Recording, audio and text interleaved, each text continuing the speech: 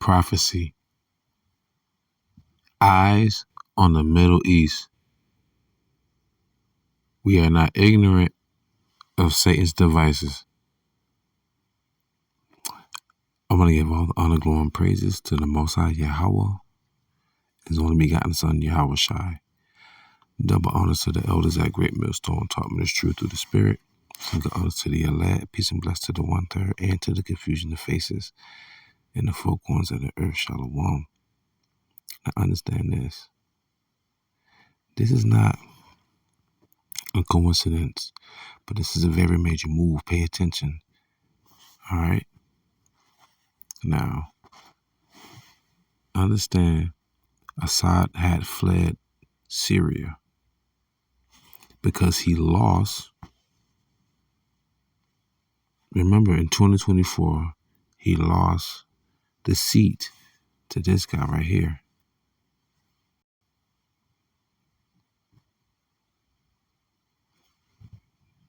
Okay? Trump has gone to visit Syria, and he's embracing the now jihadist turned president over in Syria. See, when Assad was there, that was a stronghold for Iran and Russia. Because, think about it. Let me go here. Let me read this real quick. Let me get to the point. I'm gonna put all the articles in the description, but I want to get straight to the point. If you want to read all of this, you can when you want to, but I'm gonna get straight to the point. The meeting, described by Syria as historic, marked the first. Don't do this double. Marked the first between U.S. and Syrian presidents in 25 years, and came 6 months after al-Shara led a campaign that toppled the Assad regime, ending half a century of rule. Half a century. A century is 100 years. So the regime was running for over 50 years. So check this out. That's major because, let's sum it up.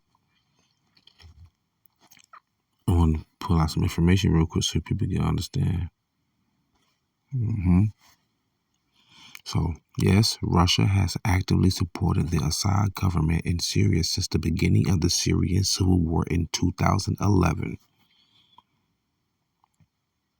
So Russia was heavily involved from 2011 all the way up to December 2024 when the Assad regime was toppled by the formerly jihadist who was now the president of Syria, because the rebels under him were pretty much like, yo, we're going to just take you out. Think about it.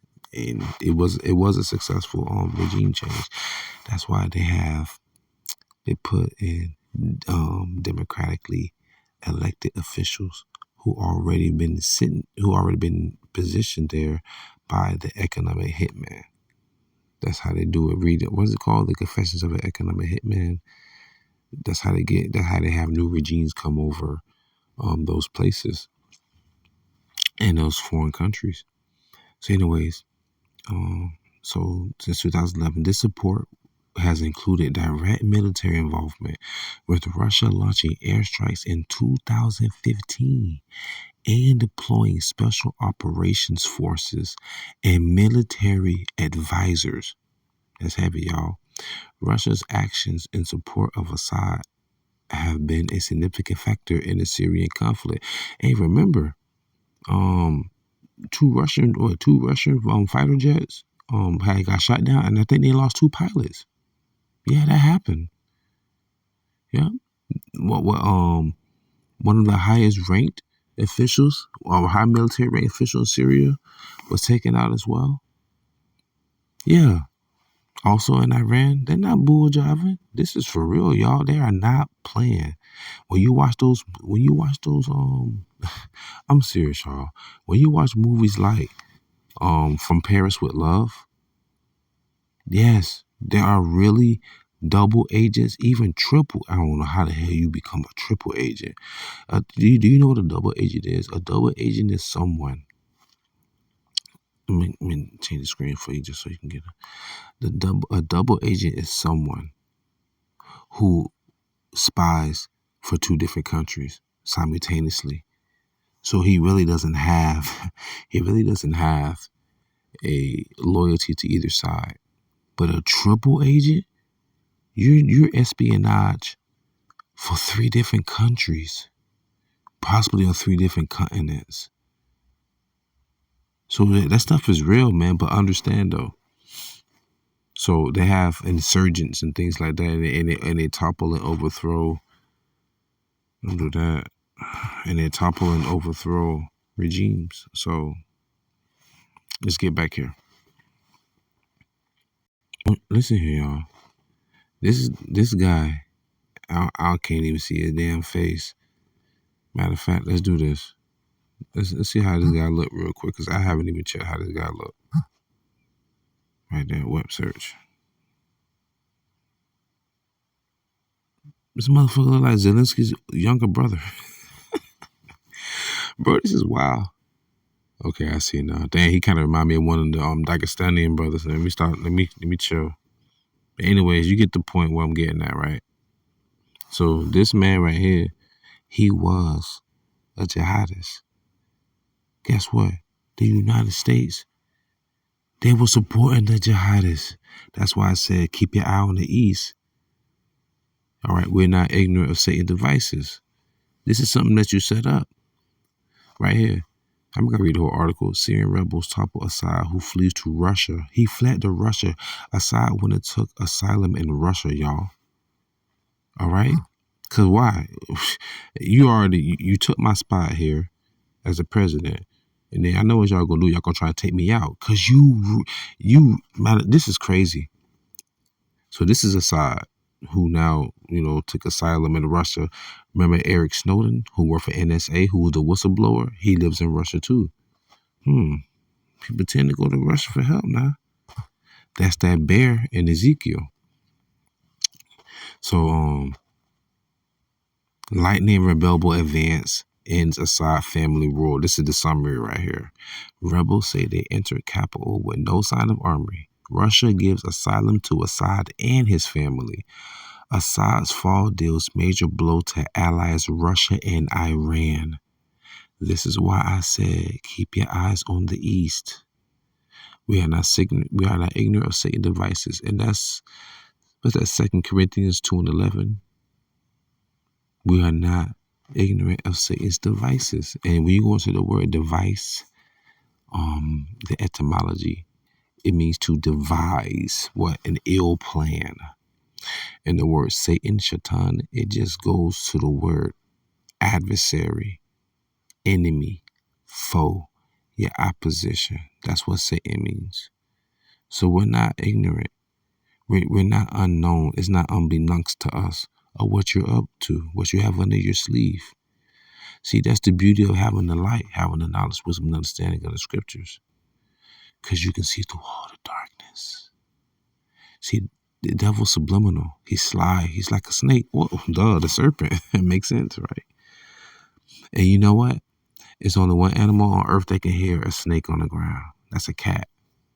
The Lion of the tribe of Judah, the root of David. That's just spiritual to me in a sense. But nonetheless, though, we got to keep our eyes on the prize. So, I ain't gonna bore y'all too much through this. I'm just talking. Let me bring out a precept real quick. All right. So this is it. Stop, man. Satan, why you keep playing with me? This is Joel chapter 3, verse 1. For behold, in those days, in that time, where I shall bring again the captivity of Judah and Jerusalem, so-called Negro Latinos and Native Americans, right? Because we still here in slavery. We just not in hardcore bondage. The modern day whip is the pen, the legislation. Micah 2:1. Woe to him, who divides iniquity upon his bed, because it is in the power of his hand. The Lord said that. And then also, how is the hammer of the whole earth become desolate? And the hammer is physical and also proverbial, because the gavel in the court is also a small mallet, a wooden mallet. And Esau, so-called white men, especially in the West, they want to be what? The hammer of the whole earth. So The Lord bringing back our captivity. Let's get back to it. Joel chapter 3, verse 2. I will also gather all nations and will bring them down into the valley of Jehoshaphat, or YAHAWASHI. Yahweh is the Heavenly Father's name. Shaphat means judge. The Lord will judge. And Shaphatya is he judge or my judge. And Shapatyam means judgments. So Shaphat is judge. Shapatya is my judge or he judge. And Shapatyam means judgment. All right. Oh, so Salakia. Forgive me. I apologize. Forgive me. I really apologize. Shaphat is judge. Shapatyam is judges. I apologize. Okay. Shaphat is judge. Shapatyam is judges, are judges, like a multiple judges, like to judge and also to be a judge. Shaphat. Okay. My Shaphat is judgment. I apologize. My Shaphat is judgment.